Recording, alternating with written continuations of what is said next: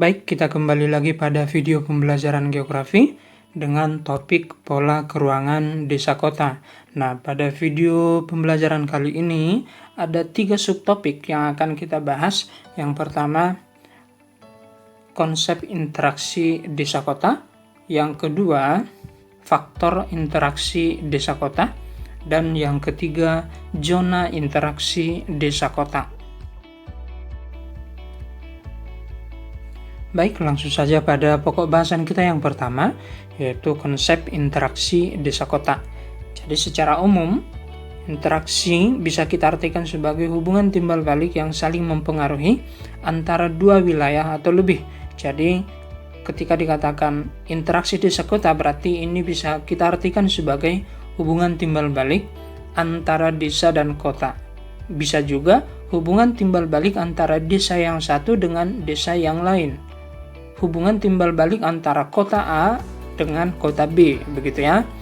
Nah, ada kata kunci di sini untuk lebih mempermudah kita memahami konsep interaksi desa kota ini. Yang pertama, bahwa interaksi desa kota menyangkut hubungan timbal balik antara dua wilayah.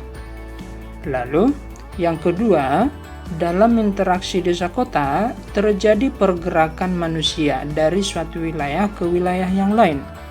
Selain pergerakan manusia, gagasan atau ide juga bisa bergerak atau berpindah dari suatu wilayah ke wilayah yang lain. Termasuk juga informasi yang berpindah, teknologi yang berpindah, hasil produksi yang berpindah dari suatu wilayah ke wilayah yang lain.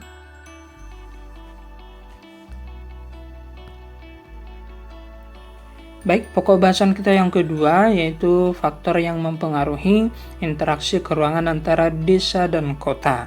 Nah, untuk memahami faktor yang mempengaruhi interaksi desa kota ini, kita bisa adopsi ada 3 faktor menurut Edward Ullmann yang mempengaruhi kuat atau lemahnya interaksi antara wilayah yang satu dengan wilayah yang lain.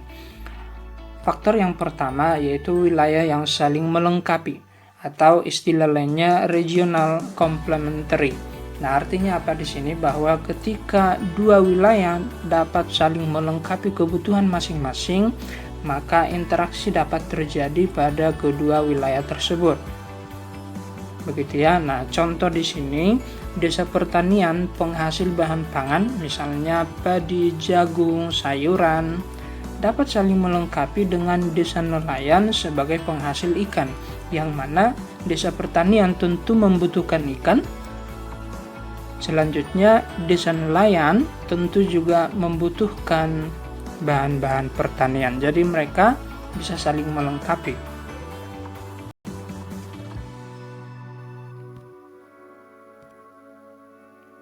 Nah, skema dari regional complementary tadi bisa kita amati pada gambar ini, yang mana ada 3 wilayah, yaitu wilayah A, wilayah B, dan wilayah C. Coba kita perhatikan, wilayah A di sini memiliki beras tetapi membutuhkan daging dan ikan. Sedangkan wilayah B memiliki ikan dan membutuhkan beras serta daging. Adapun wilayah C memiliki daging tetapi membutuhkan beras dan ikan. Antara wilayah A dan wilayah B bisa saling melengkapi. Antara wilayah A dan C bisa juga saling melengkapi. Demikian juga halnya wilayah B dan C. Begitu ya, karena mereka memiliki kebutuhan yang berbeda dan mereka memiliki barang yang dibutuhkan oleh wilayah lain, begitu ya.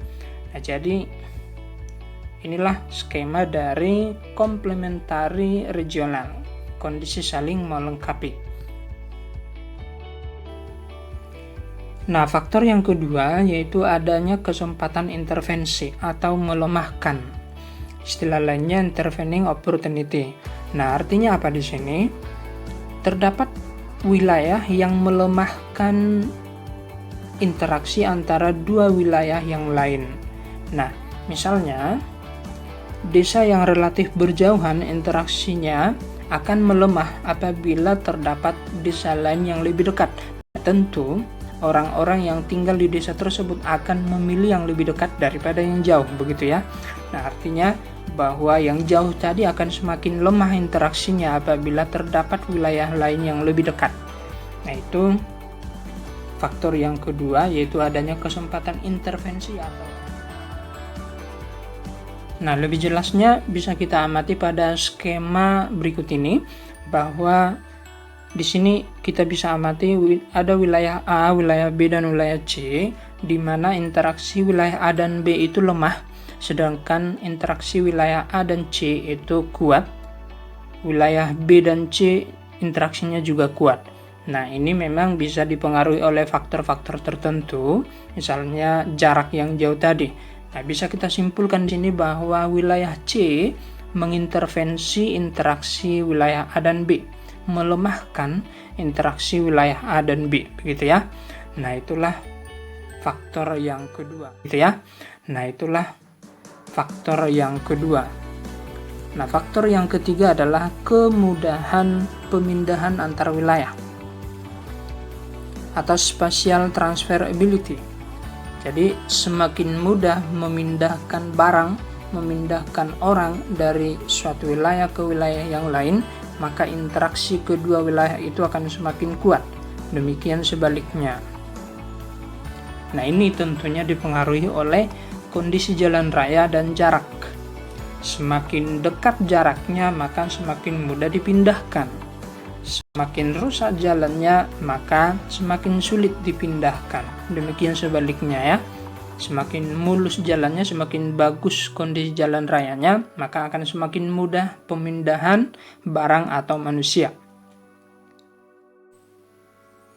Nah, ketiga faktor tersebut bisa kita amati pada alur pokok interaksi keruangan ini, yang mana ada 3 faktor tadi, yaitu complementary, saling melengkapi, transferability atau kemudahan transfer, intervening opportunity atau kesempatan berintervensi atau melemahkan, yang mana ketiga faktor ini objeknya adalah manusia, materi, energi, dan informasi. Artinya ketiga faktor ini akan mempengaruhi objek berupa manusia, materi, energi, dan informasi yang akan dipindahkan atau masing-masing dibutuhkan oleh wilayah yang satu dengan wilayah yang lain. Nah, ini berarti menyangkut lokasi tempatnya, begitu ya, relokasi pemindahan, distribusi penyebaran, atau difusi penyebar luasan juga ya. Nah, itulah alur pokok interaksi keruangan. Baik, pokok bahasan kita yang ketiga, yaitu zona interaksi desa kota menurut Bintarto. Jadi bisa kita amati pada gambar ini, yang mana Bintarto menggambarkan zona interaksi desa kota itu dalam 6 zona. Zona pertama itu dinamakan pusat kota, berada di tengah. Kemudian di sekitar pusat kota dinamai suburban, di sekitar suburban dinamai suburban fring, lalu kemudian urban fring, lalu rural urban fring, dan yang paling ujung atau paling luar dari interaksi desa kota yaitu rural. Nah, coba kita lihat penjelasan dari masing-masing zona tersebut. Nah, nomor 1 tadi dinamai dengan pusat kota, yaitu pusat kegiatan ya. Lalu nomor 2 dinamai dengan suburban atau sub daerah perkotaan, yaitu suatu wilayah yang lokasinya berdekatan dengan pusat kota, mengelilingi pusat kota, dan ini dicirikan sebagai tempat tinggal sementara bagi para pengelaju. Pengelaju itu orang-orang yang bekerja di kota tetapi tidak tinggal menetap di kota, begitu ya. Tinggal menetapnya di luar kota, tetapi mereka bekerja di kota, gitu ya. Lalu zona yang ketiga yaitu suburban fring atau jalur tepi sub daerah perkotaan. Nah, ini cirinya adalah peralihan daerah menuju desa. Jadi sekali lagi, ciri dari suburban fring ini adalah peralihan daerah menuju desa. Nah, zona yang keempat dinamai dengan urban fringe atau jalur tepi daerah perkotaan paling luar.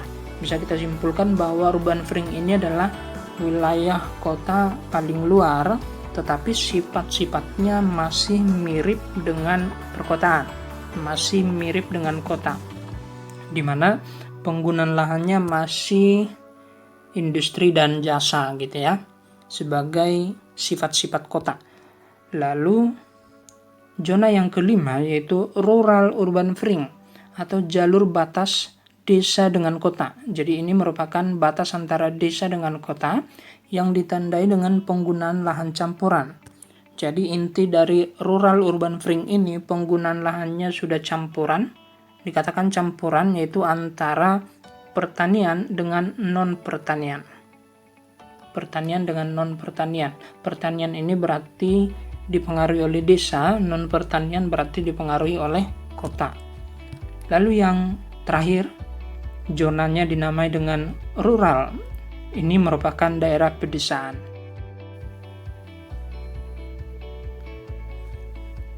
Sekian pembelajaran geografi tentang konsep interaksi desa kota, faktor-faktor yang mempengaruhi interaksi desa kota, serta zona-zona interaksi desa kota. Jika kalian memiliki pertanyaan seputar tentang ketiga submateri tersebut, kalian dapat mengetiknya di bagian komentar video ini. Nah, akhir kata saya mengucapkan selamat belajar dan tetap semangat.